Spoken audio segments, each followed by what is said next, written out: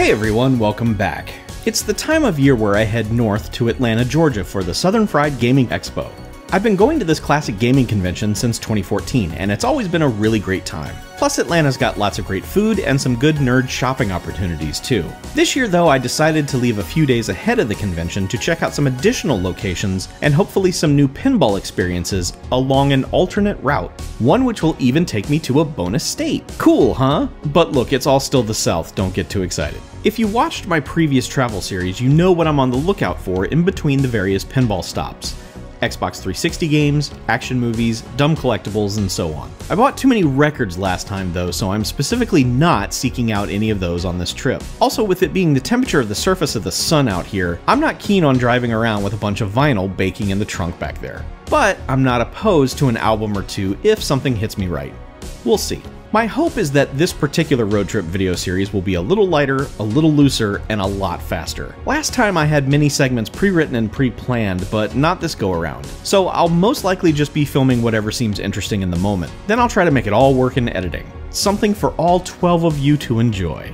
And I was a little melancholy last time, which I've mostly worked through now. So this is just a trip to chill out and have fun. Let's have some fun, you guys. I've got my giant silo of Mountain Dew, tunes and podcasts for the radio, and you're here with me too. We're headed northwest today into uncharted territory, but first, a quick stop in Columbus, Georgia to check out another Second and Charles. It's only 5 hours away, so let's get to it. Here we go!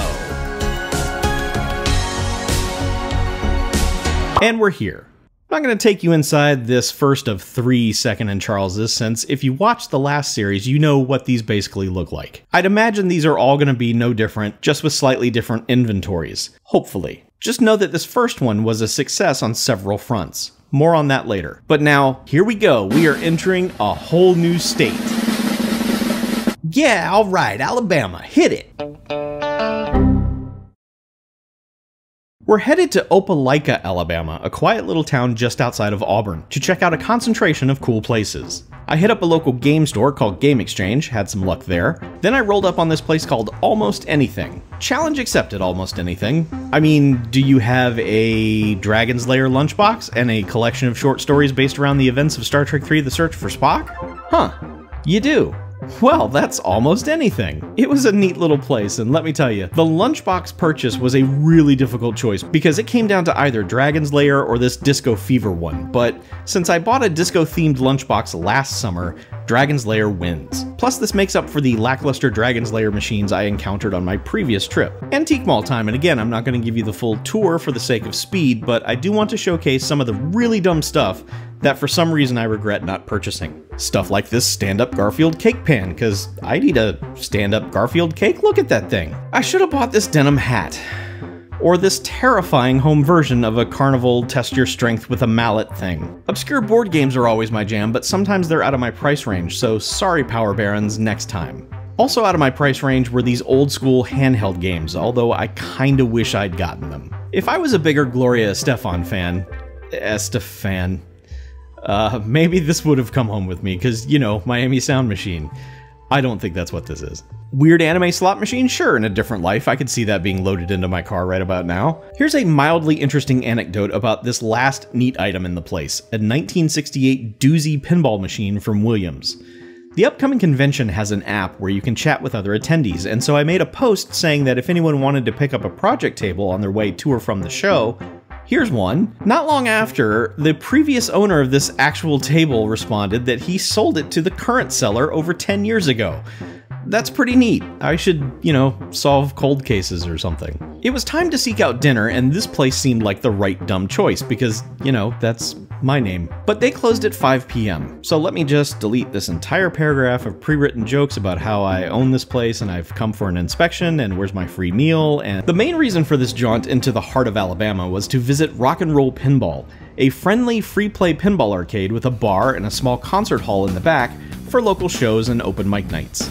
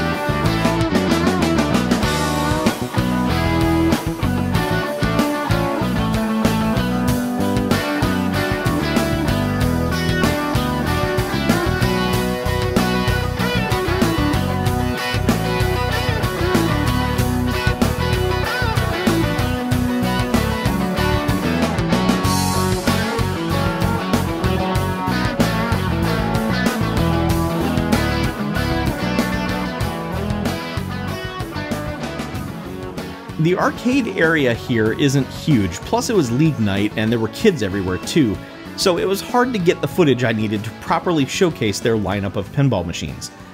That's going to be a running theme this trip. Just know that it's a nice place in a good area with excellent parking, and if you're ever nearby, you should check them out. I don't know if the two gentlemen that were working that night were the owners or not, but either way, they were super friendly, and were also very insistent about taking a picture of me in my Beatles t-shirt playing the Beatles pinball machine. Which, yes, first time in my travels finding one in the wild, hooray! Just for that, I would definitely come back.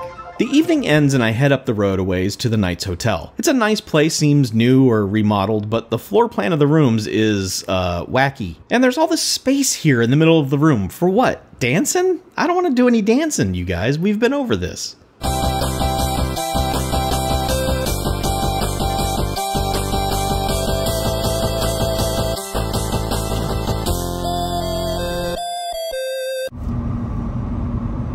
For 22 miles, continue straight.